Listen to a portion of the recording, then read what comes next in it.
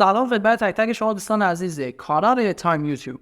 قراره که این ویدیو بهتون یاد بدم 0 تا 100 تا سابسکرایب اولتون رو چجوری باید بگیری و اینکه یکی از کارهایی که قراره به شما خیلی کمک کنه، یا بهتر بگم چند تا از کارهایی که قراره به شما خیلی کمک کنه که این مسیر رو زودتر پشت سر بذارید چیه.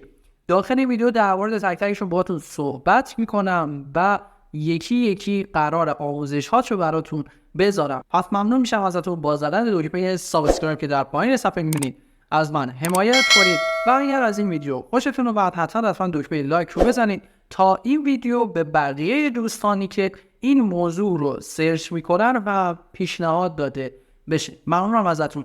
بزنیم بریم روی ادامه ویدیو. خسته نباشید. خداحافظ. وایسا علی یه سوال دارم خیلی حیاتیه جوابم میدی؟ آره رئیس بگو چیه جواب سوالت اینجا پیش منه. با تایم یوتیوب جواب همه سوالاتو داری.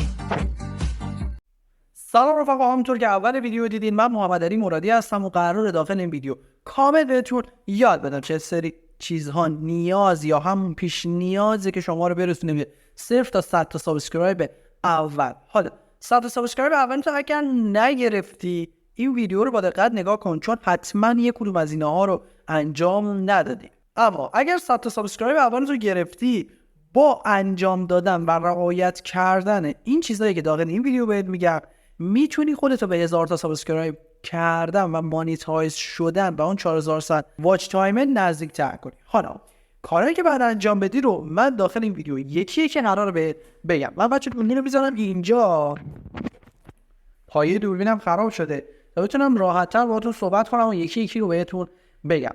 اولین مورد و مهمترین مورد، محتوای شما باید جذاب باشه.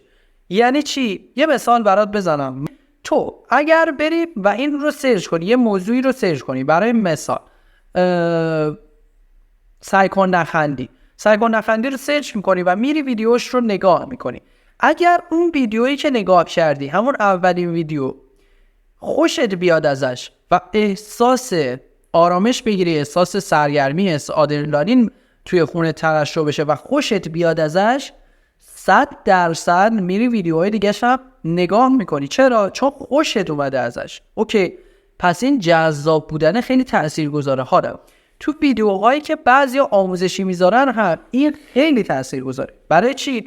یه مثال برات بزنم. تو میری ویدیو آموزشی نگاه میکنی، مثلا آموزش ساخت یا مثلا آموزش پخت قرمه سبزی. یکی میاد برای تو آموزش قرمه سبزی رو به صورت کتابی توضیح میده و بهت مثلا میگه اینقدر اینو بریز، اینقدر اینو بریز. یکی نه، میاد دقیق بهت نشون میده، میگه ببین نگاه کن، اینقدر از این میریزی، اینقدر از این میریزی، دقیق بهت میگه و مثلا سعی میکنه یک جوری برای توضیح بده انگار داره مثلا برای داداش خودش توضیح میده.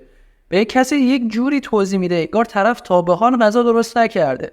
یک جوری با حس بهت آموزش میده که چه جوری اون قرمه سبزی رو درست کنی که دوست داری همین الان بلندش بری اون قرمه سبزی رو درست کنی. متوجه منظورم میشی؟ حالا این محتوای جذاب خیلی میتونه بهت کمک کنه. یکی از جاهاش همین جایی که بهت گفتمه که میره بقیه ویدیوهاتم نگاه میکنه.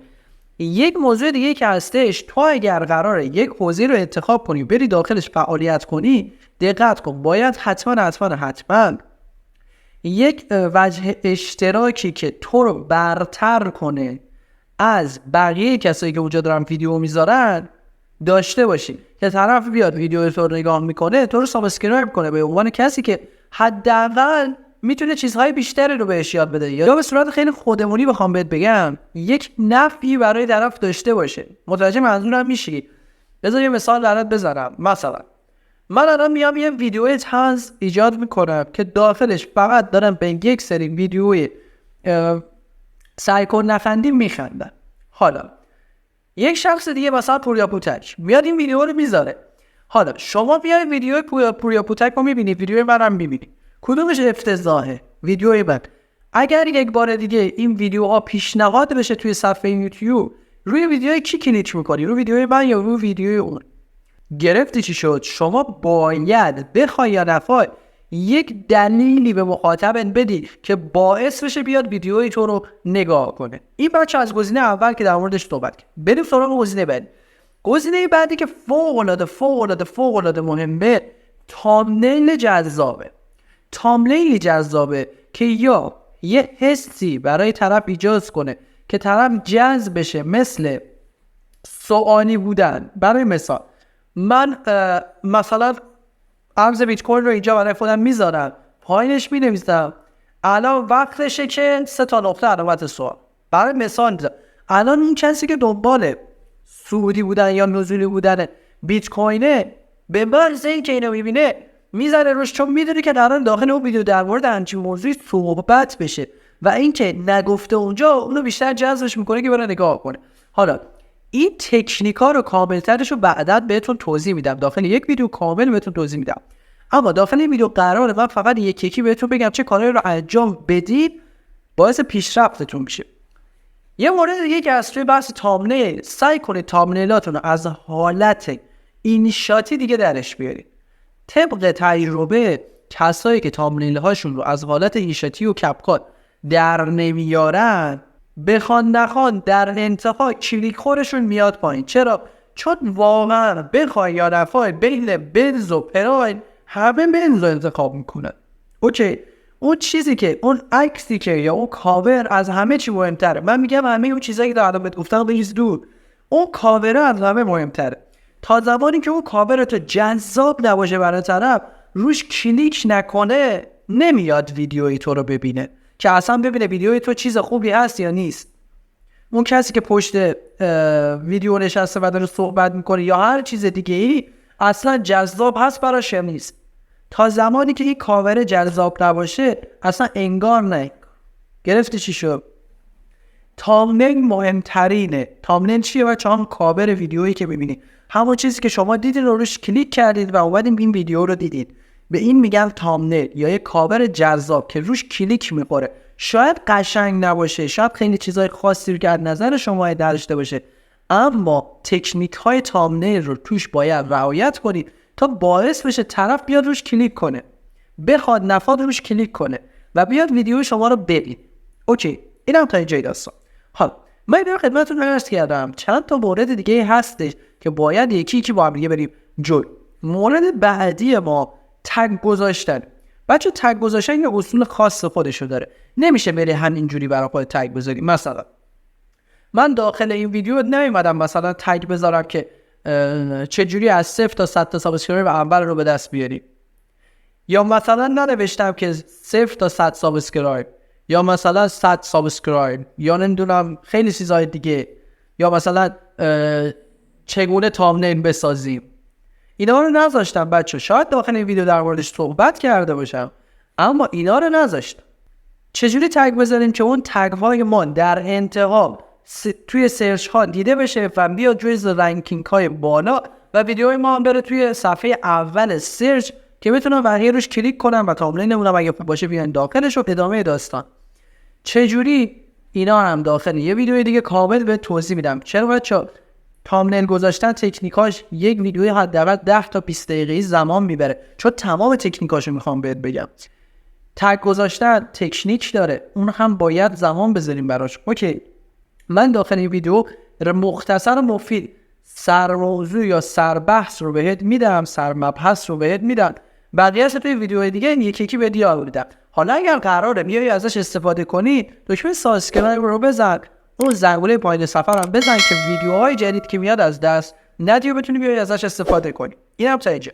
بریم سراغ موضوع بعدی که خیلی خیلی برای ما مهمه. گذاشتن تایتل عالی. یعنی چی؟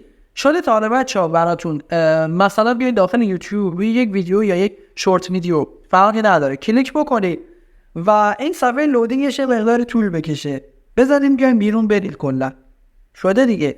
حالا اگر شما یک تایتل قشنگ نوشته باشین، طرف طی اون مدتی که اینترنتش یاری نمیکنه یا فلشکرش ازش بس نشد یا هر چیز دیگه، این تایتل شما رو تایم داره بخونه. اون تایتل شما رو که داره میخونه، اگر تو تایتلتون چیزی باشه که اون طرف دنبالشه، 100% هر جور شده برمیگرده و ویدیو شما رو میبینه. هر جور شده میره وی پی انش رو درست میکنه، میره اینترنتش رو درست میکنه، هر جور شده میاد و ویدیو شما رو میبینه. چرا؟ چون اون چیزی که میخواد توی تایتل یا تامنیل شما بوده. گرفتی چی شد؟ حالا پس چی شد؟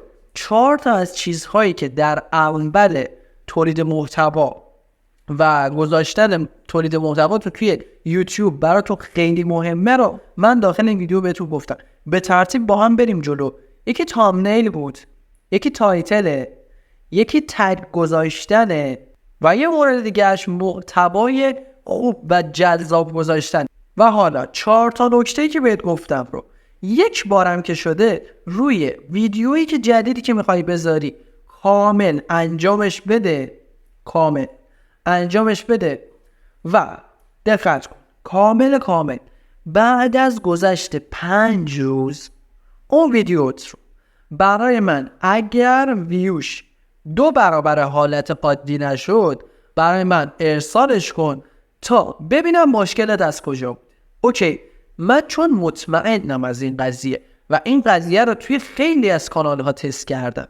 حالا اگر تست کردی و نشد که برای من بفرست داخل همین کامنت ها، برام بفرست تا برات چکش کنم بهت بگم مشکل کارت کجاست. این از این. حالا یه موضوع خیلی خیلی خیلی مهمه دیگه. داخل ویدیوهای بعدی قرار ما اینا رو یکی به توضیح بدیم.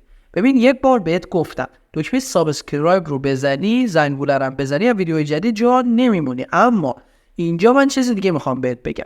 اگه از این سری از ویدیوها خوشت میاد دکمه لایک رو بزن. خیلی خودمونی دارم بهت میگم، چون این لایک رو بزنی ویدیوهای ما به بقیه هم پیشنهاد میشه، اونا میتونن بیان بزنن رو ویدیو، از این ویدیو استفاده کنن و در کنارش هم ما میتونیم سابسکرایب بیشتری بگیریم. و خیلی خودمونی دارم بهت میگم این کار تو به نفع ماه. اگر دوست داشتی میتونی با زدن دکمه لایک به ما انرژی بدی و ته حمایتت رو به ما برسونی. دمت گرم. اگه سوالی، مبحثی، موردی چیزی بود داخل کامنت ها شخصا جواب همه رو میدم. ممنونم ازتون. تا ویدیو دیگه، خدا یارو نگهدارتون. چنل همتون مانیتایز شده.